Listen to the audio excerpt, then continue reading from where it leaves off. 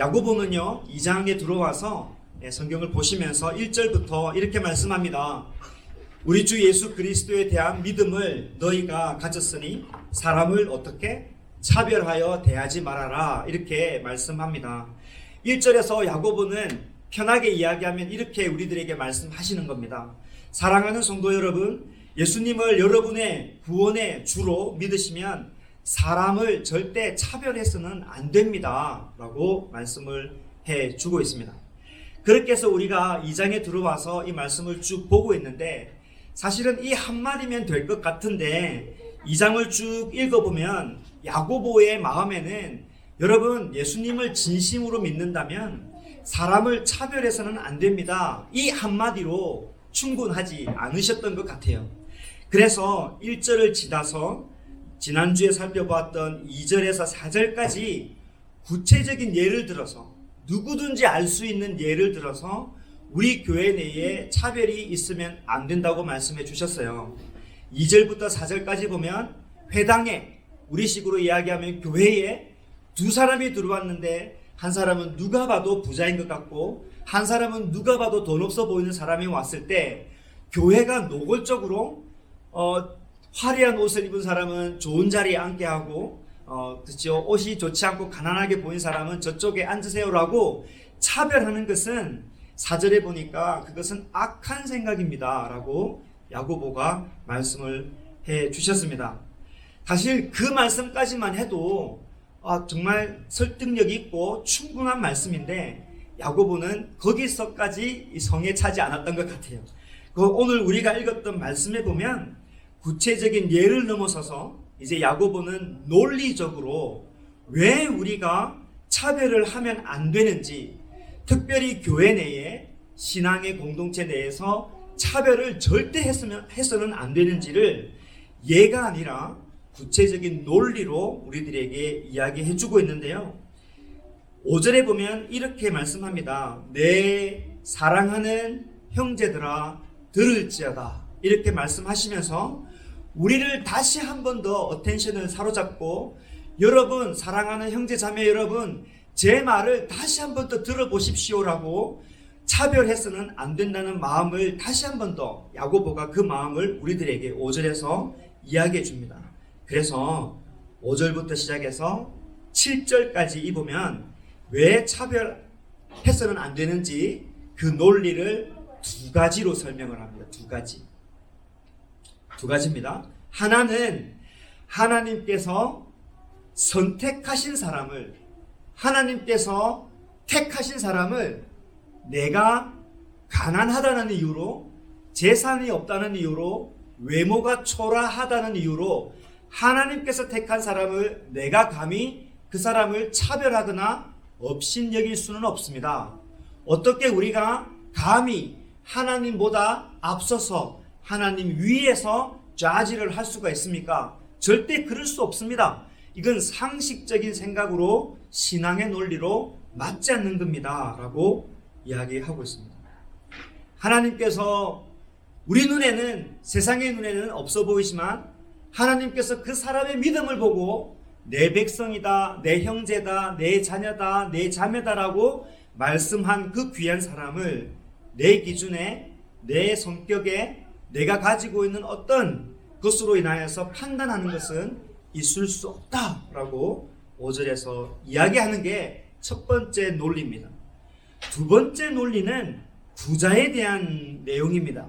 교회가 돈 있는 사람들을 더 대우하고 좀 화려하게 빛나는 옷을 입은 사람들을 더 동경하는 이런 모습을 보고 논리를 가지고, 아니요, 여러분 생각이 잘못됐습니다. 실제 우리와 함께하는 부자들을 보십시오라고 대놓고 교회 안에 있는 부자들을 향하여서 지적을 합니다. 이 지적이 세 가지가 있는데요.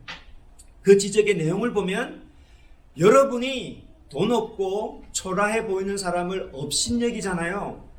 부자를 동경하지만 돈 있다고 세상에서 잘 나간다고 생각하는 사람을 가만히 보세요. 그 사람이 당신을 무시하고 있습니다 라고 첫 번째 논리로 이야기를 하고 있고, 부자들을 가만히 보십시오. 이 사람들은 노동을 착취하고 자기가 절대 손해보지 않기 위해서 자기 텃밭에서 자기 땅에서 일하는 그 가난한 사람들의 노동을 다 착취해서, 그리고 월급도 제대로 주지 못하고 있는 대로 싹 다 빨아들이고 그 돈도 갚지 못하면 그 사람을 법정에 세워서 그걸 뭐라고 그러죠? 그냥 이렇게 집에 있는 거 싹 다 빼다 차압까지 다 걸어가지고 몽땅 다 틀어가는 사람이 우리가 알고 있는 부자들입니다. 그게 두 번째 논리고, 세 번째는 신앙적인 면도 이야기를 하고 있는데 그게 7절의 내용입니다. 이 사람들을 보면 그 아름다운 이름도 비방합니다. 그 아름다운 이름이 뭐냐면 하나님의 이름을 말합니다. 부자들은 교회에 나와 있고 예배 자리에 나와 있지만 실상은 돈이 최고라고 생각을 하고 있고, 하나님을 믿기는 믿지만 돈이 있어야 믿을 수 있고, 돈이 있어야 교회 나갈 수 있고, 돈이 있어야 하나님 앞에 떳떳하게 나갈 수 있다고 생각을 하면서 그 아름다운 이름까지도 비방하는 사람들입니다 라고 야고보가 논리정연하게 왜 가난한 자를 멸시하면 안 되는지, 그렇다고 해서 왜 부를 동경하고 부자를 대우하는 것이 잘못됐는지를 논리정연하게 우리들에게 이야기해 줍니다.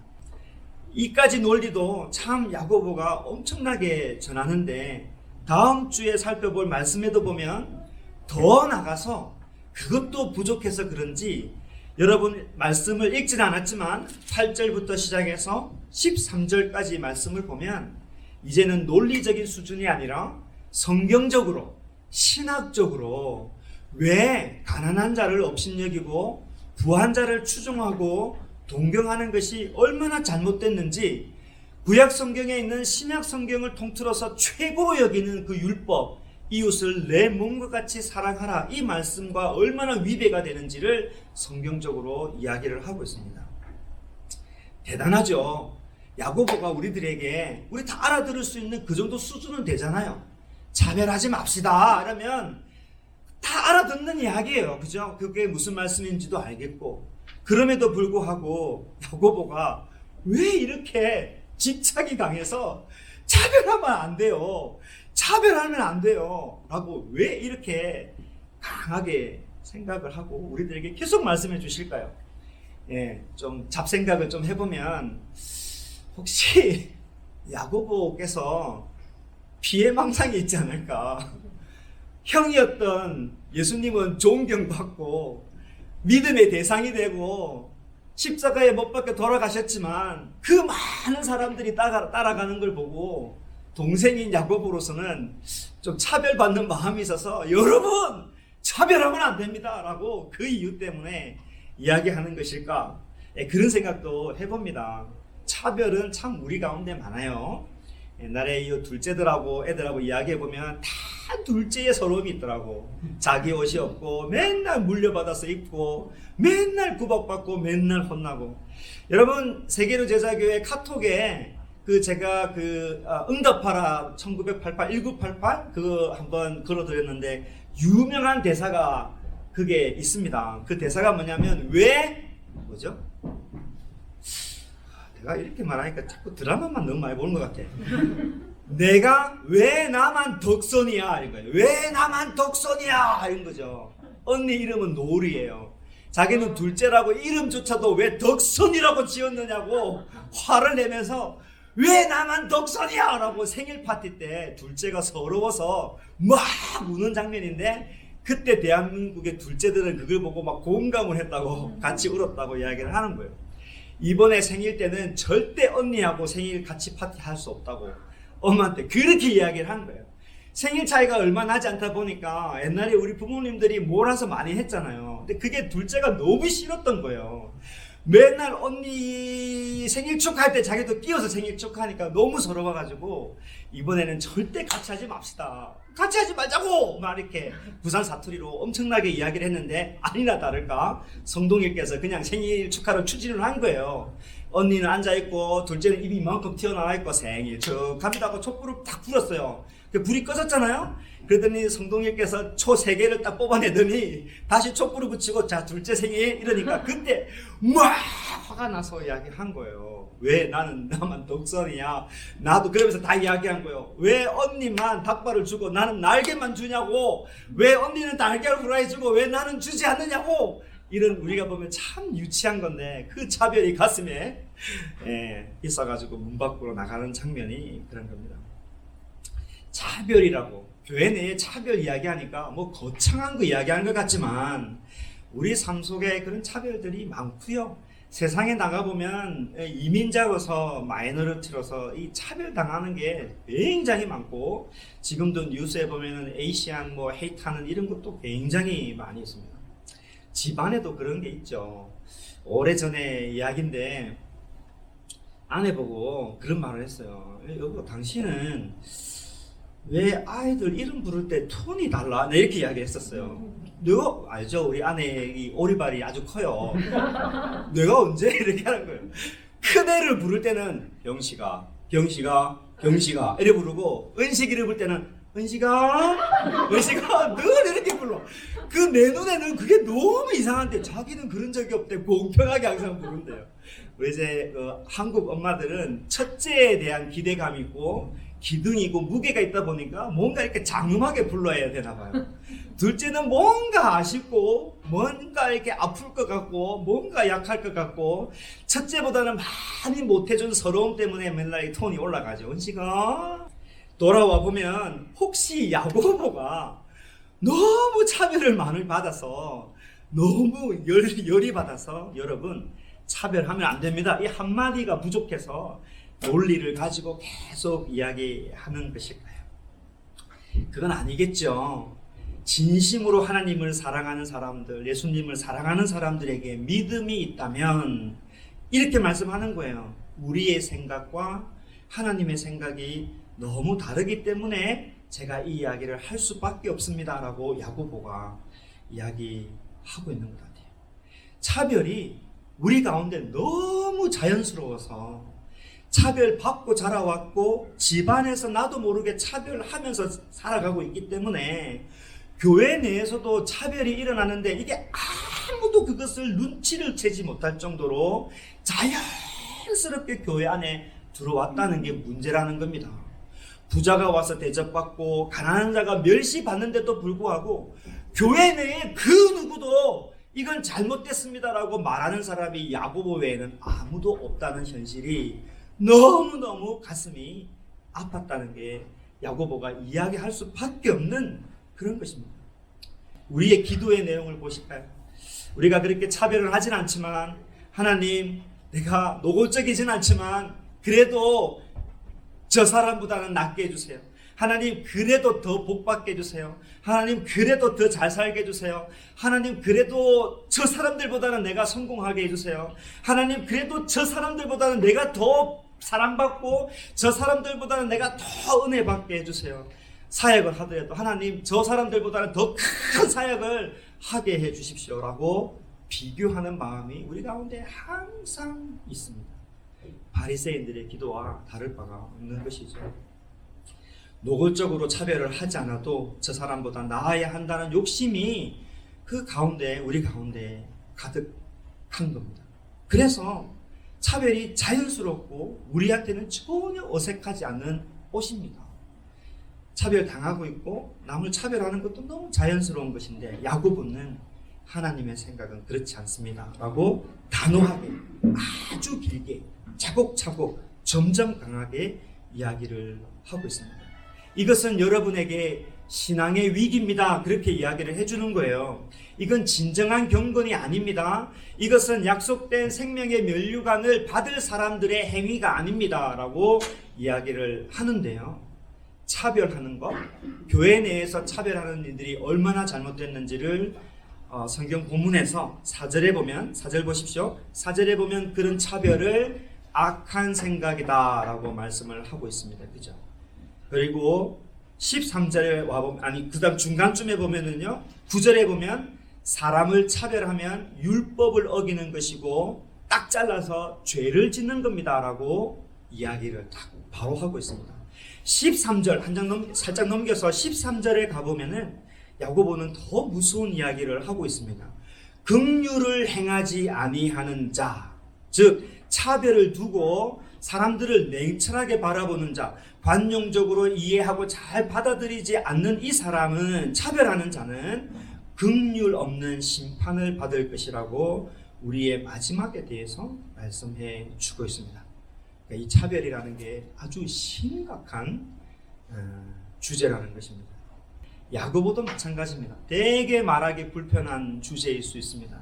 그럼에도 불구하고 야고보가 이렇게까지 차별에 대해서 이야기를 하는 것은 우리로 하여금 여러분 자신이 아주 주도 면밀하게 내 삶 가운데, 내 생각 가운데, 내 행동 가운데, 내 말 가운데 차별이 있지는 않는지 한번 생각해 보십시오라고 우리들에게 이야기를 해주고 있는 것입니다.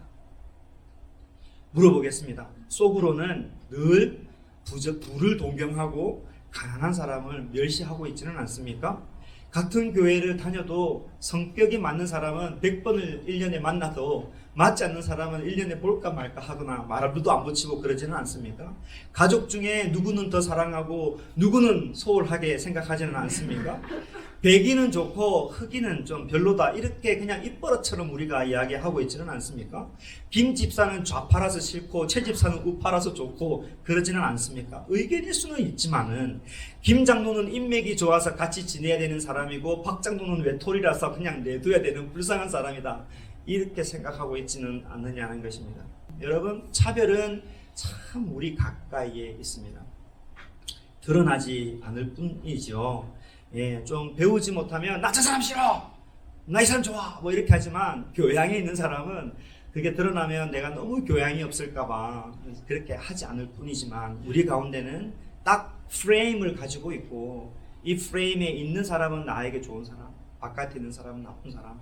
물론 세상에 나가면 그럴 수 있지만 야고보의 논리대로 우리 모두는 부활을 꿈꾸는 하나님의 백성이기 때문에 어떻게 우리 가운데 현실은 그렇지만 차별을 노골적으로 이야기할 수 있습니까? 라고 이야기를 해주고 있습니다. 보통 결혼시킬 때 보면은 이런 차별이 막 두드러지죠. 교회는 차별이 없어야죠. 당연히 그럼요 목사님 이러지만, 결혼을 딱 시킬 때는 내 아들이 세상에서 제일 중요하기 때문에 다 따져봐야 돼. 어디서 백그라운드가 어떻게 되는지, 교회는 얼마나 섬겼는지, 이런 거 다 따져보는 게 우리의 현실입니다. 그래서 목사로서 그 형제가, 그 자매가 믿음이 너무 신실하고 뭐 학벌은 좋지는 않지만 교회를 잘 섬기고 이 정도면 됐다고 하면 괜찮지 않을까요? 그러면 박 장로님, 최 장로님, 아무개 장로님들은 그거는 맞는데요 라고 풀리지 않는 이 빙글빙글 도는 대화가 계속 되는 게 우리 가운데 있는 현실입니다. 그래서 야고보의 말씀을 다시 한번 더 들어봐야 돼요. 5절 말씀 볼까요? 여러분 보시고 현대인의 성경으로 제가 읽어드릴게요. 사랑하는 형제 여러분, 내 말을 잘 들어보십시오. 하나님은 세상에 가난한 사람을 택하여 믿음을 주셔서 부유하게 마시고 자기를 사랑하는 사람에게 약속하신 나라를 그들이 소유하게 하시지 않았습니까? 하나님께서 연약한 사람을 세우시고 선택하여 주시고 내 백성이라고 해주시 않았습니까? 우리가 그 사람들을 업신여길 수는 없습니다. 이 말씀을 잘 들어야 합니다. 구약 성경에 보면 하나님은 이스라엘 공동체 내에 연약한 자, 압대받는 자, 고아와 과부, 그리고 억울한 자, 가난한 자를 항상 돌보시도록 하나님께서 함께 하셨습니다. 그리고 예수님께서 이렇게 말씀하셨습니다. 누가복음 4장에 보면은 주의 성령이 내게 임하셨으니 이는 가난한 자에게 복음을 전하게 하시려고. 실제로 하나님께서는 복음을 전하는 데 있어서 가난한 자를 택하시고 그 가운데 이미 많은 믿음을 주셔서 부유케 하셨습니다. 사도 바울은 이런 모습을 보면서 이렇게 말씀하셨습니다. 하나님께서 세상의 미련한 자들을 택하사 지혜 있는 자들을 부끄럽게 하시려고 세상의 약한 것들을 택하사 강한 것을 부끄럽게 하시려고 하나님께서 그렇게 하셨다라고 되어 있습니다.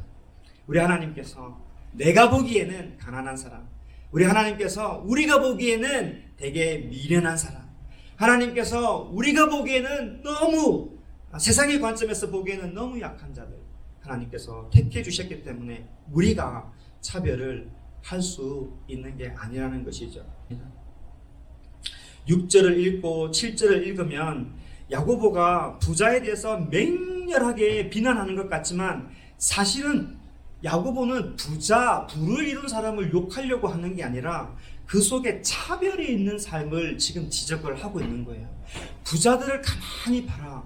자기들이 부를 이루기 위해서 사람을 함부로 대하고 함부로 차별하고 함부로 억압하는 일들이 흔하게 일어나는데 너희는 부라는 것을 바라보고 그것을 합당하게 여기면서 차별하는 것을 대수롭게 여기는 일들을 왜 함부로 하느냐, 그렇게 우리들에게 이야기를 해주고 있습니다. 꼭 부자에 대한 이야기는 아닌 거예요. 그렇게 보면은 큰 교회 만들기 위해서 다 목사님들 큰 교회 다 경험해 보셨지는 알겠지만은 부사역자들끼리도 경쟁시키고 차별하고 좋아하는 사람 더 부르고 더 유학 보내주고 막대한 돈으로 지원금 해주고 마음에 들지 않으면 그냥 보지도 말듯이 알아서 나가라, 이렇게 하는 것들이 현실에 있는 거예요. 우리 교회 가운데, 믿음의 교회 가운데 있을 수 있는 게 아니라는 것이죠. 이웃과 형제에는 관심도 없고 내 삶이 제일 중요하고 내 아들, 내 딸, 내 가족만 잘 되면 된다. 야고보는 경계해야 됩니다. 그럴 수는 없습니다. 우리는 하나님 앞에 한 가족으로 부름을 받은 공동체입니다 라고 이야기하는 것이 야고보의 말씀입니다. 야고보는 아주 신중하게 지금 우리들에게 하시고 있는 말씀이 있는 거예요.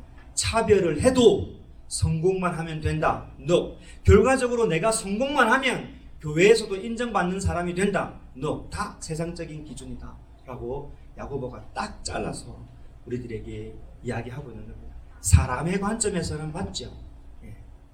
하나님의 관점에서는 아니라는 것이죠. 여담으로 가면 안 되는데 어쨌든 아버님도 참 믿음이 좋으신데 돈이 없어요. 우리 아버님이 사바다 다 말아먹었어요. 참 믿음이 좋으심에도 불구하고 성실하게 교회를 섬김에도 불구하고 사실 장로가 되지 못합니다. 장로가 되려면 돈이 있어야 장로가 되는 게 이제 교회의 현실이 됐습니다. 오늘 말씀을 보면서 알고 보면 우리 가운데 차별로 상처를 많이 받았고 또 차별을 통해서 남들에게 아픔을 주고 있는 우리의 현실을 야고보가 이야기를 하면서 절대로 그렇게 해서는 안 된다라고 이야기를 합니다. 이 장을 이제 말씀을 맺으려고 합니다. 쭉 읽어보면 왜 야고보가 차별하지 말라, 이 이유는 분명히 알겠습니다. 그럼에도 불구하고 우리가 왜 차별을 할까라고 가만히 생각을 해보면 집착하는 것 같아요. 부에 대해서 집착을 하니까 가난한 사람이 눈에 들어오지 않고 성공해야 된다는 게 집착을 하니까 교회에 다른 사람이 눈에 들어오지 않는 거예요. 나만 잘 되면 된다는 것에 집착을 하니까 연약한 사람이 눈에 들어오지 않는 거예요. 내 아들만 잘 되면 된다고 집착을 하니까 다른 사람은 전혀 눈에 들어오지 않는 거예요. 우리 가운데 있는 이런 집착의 문제를 야고보가 이야기하고 있지 않는가, 그렇게 생각을 해봅니다. 결국은 다시 2장 1절로 돌아가서 야고보가 이렇게 이야기하는 거예요. 2장 1절 말씀 읽으면서 우리가 좀 맺으려고 하는데요. 내 형제들아, 영광의 주 곧 우리 주 예수 그리스도에 대한 믿음을 너희가 가졌으니 사람을 차별하여 대하지 말아라. 우리 가운데 차별이 있다면 우리의 믿음이 풍성하지 않다라고 이야기를 하는 겁니다. 겉으로는 화려해 보여도 교회에 오랜 경력을 가져 있어도 누군가가 사람이 막 신경 쓰이고 날카로워지고 저 사람 때문에 상처받고 상처를 주면 내 안에 있는 믿음의 은혜가 풍성하지 않다는 것입니다. 내 방식이 아니고 하나님의 방식이 이해가 되어지고, 옛날에는 내 돈이었는데 하나님 나라를 위해서 예물 드리고 이렇게 또 좋은 데 쓰는데 인색하지 않고 내가 미워하는 사람이 이해가 되어지고 받아들이기 시작하면 우리는 그것을 은혜 충만한 상태라고 이야기를 합니다. 그렇지 않고 누군가가 자꾸 신경 쓰이고 말만 하면 짜증이 나고 누가 건들기만 하면 성질이 나고 막 눈물이 나고 억울한 것 같으면 그 사람의 문제가 아니라 당신은 지금 은혜가 없습니다. 은혜 사모님이 계십니다. 우리 교회가 은혜가 있기를 바랍니다. 만약에 우리 가운데 차별이 많으면 우리 교회는 은혜가 없는 것입니다. 야고보의 말씀대로 믿음이 충만한 교회, 믿음이 충만한 여러분 가정, 은혜가 충만한 여러분이 되시기를 주의 이름으로 축복합니다.